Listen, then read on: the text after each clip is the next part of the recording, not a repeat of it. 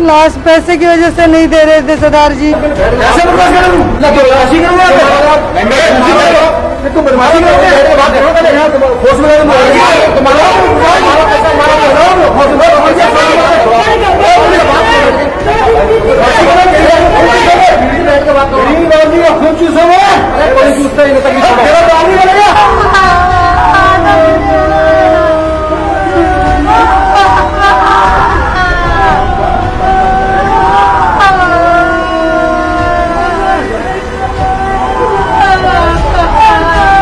कल से हमको डेड बॉडी नहीं दे रहे थे, बोल रहे थे आप पैसे जमा करो तभी देंगे, तो उससे पहले हम नहीं दे सकते।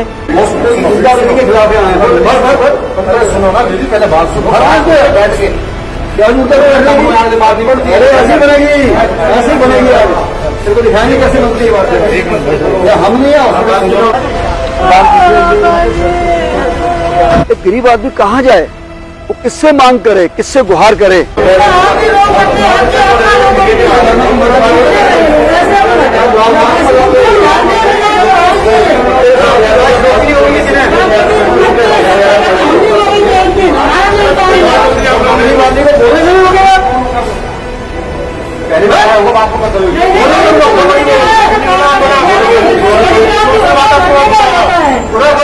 गरीब आदमी होता है मरने का आता है,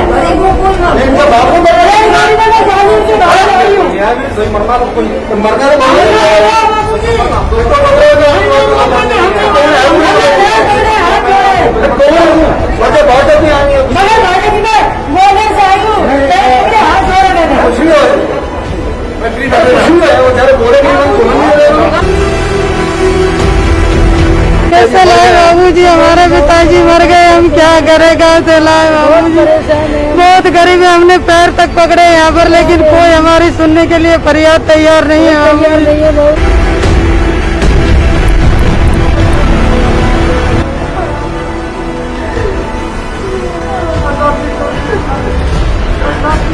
ये बोलते हैं कि तुम्हारे कारण से हमको पैसे मिलेंगे, आपके कारण से हमको पैसे मिलेंगे, हमारी तनख्वाह होती है तो हमको तनख्वाह मिलेगी।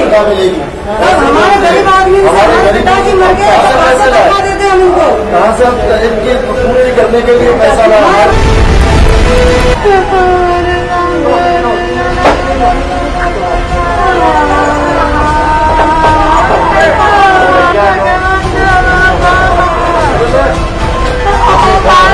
अभी जब उनसे सुबह बात हुई तो हमको हमारे पिताजी की डेड बॉडी दे दो, हमने पैर तक पकड़े उनके कि बाबूजी दे दो, हम मर जाएंगे, हमारे पास शरीर के सिवा कुछ नहीं है। फिर भी वो बोलते नहीं, तुम 75% आ जाओ सामने पैसे लेके, हम उसमें से 25% सामने आएंगे, ऐसे बोलते हैं। 75% की हमारी हैसियत नहीं है, हमारे तो 5% की हैसियत नहीं है, तो हम 75% कैसे आ जाएंगे। लेकिन ये डॉक्टर बात नहीं सुनेंगे ना, हम भगवान मानते हैं डॉक्टर को, बाबू ये भगवान मानते, लेकिन यहाँ के नहीं करते, भगवान नहीं है, तुम्हारा गरीब मर गया तो मर गया, पैर पकड़ते हैं हम। गरीबों के खून चूस रहे हैं कोरोना की आज में, आप डेड बॉडी को नहीं रोक सकते। क्या बोला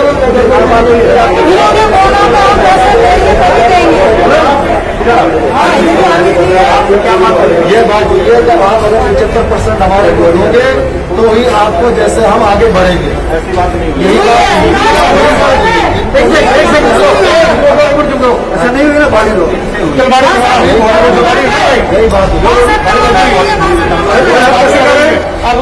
आप कैसे कह रहे हैं, बीच में बुला के कह रहे हो कि बात क्या होगी, बोल रहे हैं ये हुई थी बात। 62 नंबर में तीन डॉक्टर, एक आपके 2 डॉक्टर नहीं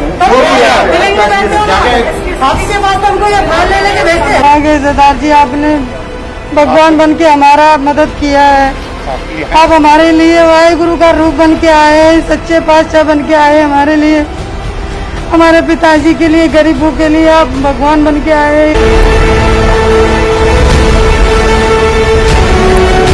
जेवर वो बेच दिया था हम लोगों ने, बाकी लड़के ने जो जमा कर रखा था थोड़ा बहुत वो भी पे कर दिया हमने।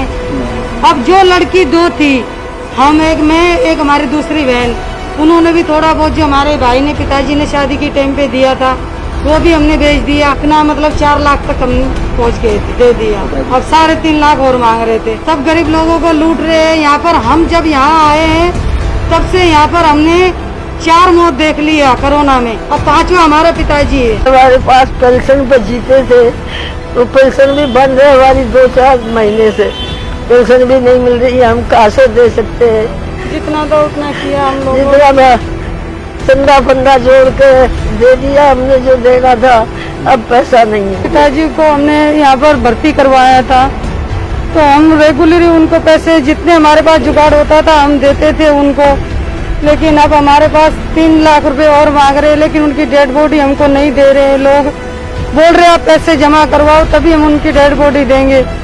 हमने ये भी बोला कि हमारे पास कुछ भी नहीं है, हम बहुत गरीब है, लाचार लोग है, बीपीएल परिवार है।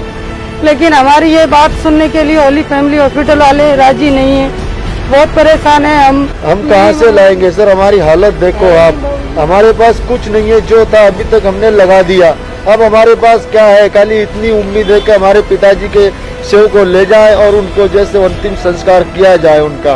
काशीराम जी हैं, ये भी उनके सुपुत्र हैं। इन्होंने आज शहीद भगत सिंह सेवादल में फोन किया और मैं यहाँ पर खुद अपने वॉरियर्स के साथ हम आए हैं इनको न्याय दिलाने के लिए। ऐसा है कि बहुत परेशान दुखी थे हम लोग, इधर से उधर देख रहे थे कि क्या करें, कैसे किया जाए, कहाँ जाए।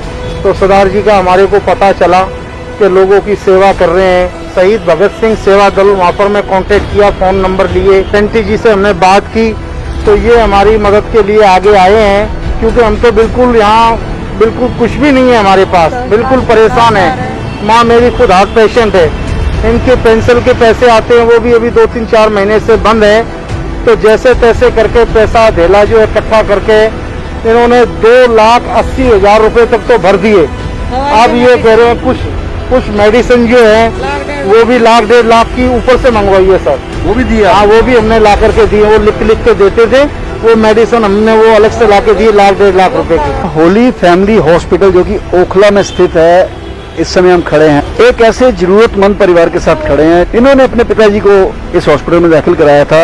जब दाखिल कराया था तो उस समय क्या बीमारी थी और बाद में उन्होंने फिर उसको कोरोना बनाया। आप उनकी हालत, आर्थिक हालत देख सकते हैं। इस आर्थिक स्थिति के बावजूद लगभग 2,73,000 रुपया ये हॉस्पिटल में जमा करा चुके हैं। श्री बाबूलाल जी, उनकी डेथ हो गई है। समस्या वही आ रही है जो पूरी दिल्ली में आ रही है इस समय। जो हॉस्पिटल हैं इस कोरोना काल में, कोरोना का नाम लेके पहले तो अनाप शनाप बिल बनाते हैं और फिर लाश देते समय वही कंडीशन डाल देते हैं कि पहले पैसे लाइए फिर हम लाश देंगे। आज इस परिवार से 3,52,000 रुपये और मांगा जा रहा है कि आप दीजिए तब हम लाश देंगे। अब आप देख सकते हैं कि जिस परिवार की आर्थिक स्थिति है, आपको लगता है कि 3,52,000 रुपये अपना मकान बेच के भी दे सकते हैं? आज दिल्ली के अंदर इस कोरोना के महाकाल में किस दरिंदगी के साथ ऐसे गरीबों को तंग किया जा रहा है, ये आपके सामने है। हमको उनके फूल दे रहे हैं बस बाबूजी। 2-3 महीने हमने तो हाथ छोड़ दी थी कि हमको कुछ नहीं मिलेगा उसका,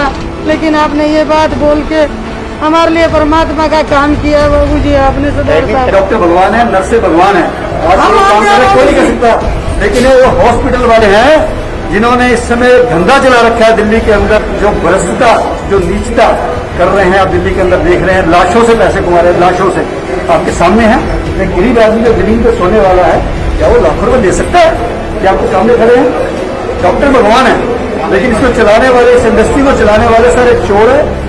आज इनके ऊपर नेशनल सिक्योरिटी एक्ट में केस रजिस्टर होना चाहिए। दोस्तों, अब समय आ गया कि आप भी चुप ना बैठें, आप भी हमारी आवाज में आवाज मिलाएं। कोरोना के इस महाकाल में जहां एक तरफ कोई भी देश का नागरिक ये चाहता है कि मैं भी इस बुरे समय में मदद करूं, और दूसरी तरफ वो हॉस्पिटल जिन्होंने मुफ्त में जमीनें ली हुई हैं, आज वो अरबों रुपए का व्यापार कर रहे हैं मरीजों के साथ और लाशों के साथ। एक वो गरीब परिवार जो राजस्थान से आके बंजारे के रूप में, टप्परवासी के रूप में यहाँ सड़क के ऊपर बैठ के लोहा बेचते हैं, दवाइयाँ बेचते हैं, और उनके परिवार के बुजुर्ग की वहाँ पे तबीयत खराब हो जाती है और हॉस्पिटल में लेके आते हैं। हॉस्पिटल वाले कहते हैं कि 50,000 रुपया पैकेज लगेगा। मरता क्या ना करता, उन्होंने कहीं से इधर उधर से इकट्ठे करके 50,000 रुपये जमा कराए। उसके बाद उन्होंने कहा जी इनको कोरोना हो गया है, अगर जान बचानी है तो 1,00,000 रुपया और दीजिए। उन्होंने अपने गहने बेच के, जितने भी महिलाएं थी, और पैसे एकत्र करके दवाइयाँ ली हैं, वहाँ पे एडमिट कराया। उसके बाद फिर हॉस्पिटल कहता है कि आप दवाइयाँ बाजार से और लेके आइए, और करते करते 2.5 से 3 लाख रुपए इनका खर्च हो जाता है और आखिर आज लाश पड़ी है अंदर और लाश देने के लिए वो कहते हैं कि आपका 3.5 लाख रुपए का बिल और है, आप दीजिए। ये क्या हो रहा है?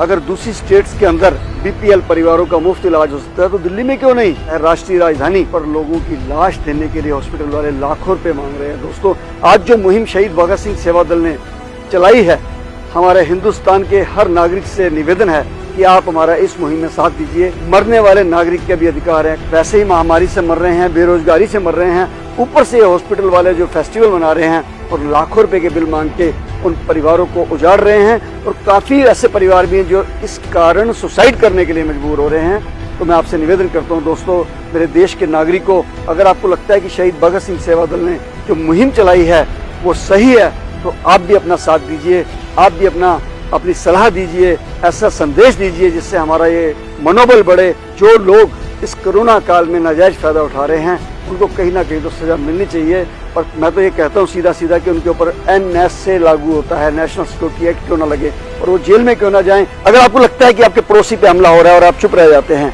तो हो सकता है अगला नंबर आपका लगे। इसलिए आपको भी चाहिए कि आप जागरूक हो जाएं और ऐसा कोई भी व्यक्ति अगर उसके साथ अन्याय हो रहा है, आप शहीद भगत सिंह सेवा दल पे फोन कीजिए, तुरंत प्रभाव से हम उसके ऊपर एक्शन लेंगे और उनको न्याय दिलाएंगे। इसको ज्यादा से ज्यादा शेयर करें और अपने कमेंट्स लिखने ना भूलें। धन्यवाद। जय हिंद दोस्तों।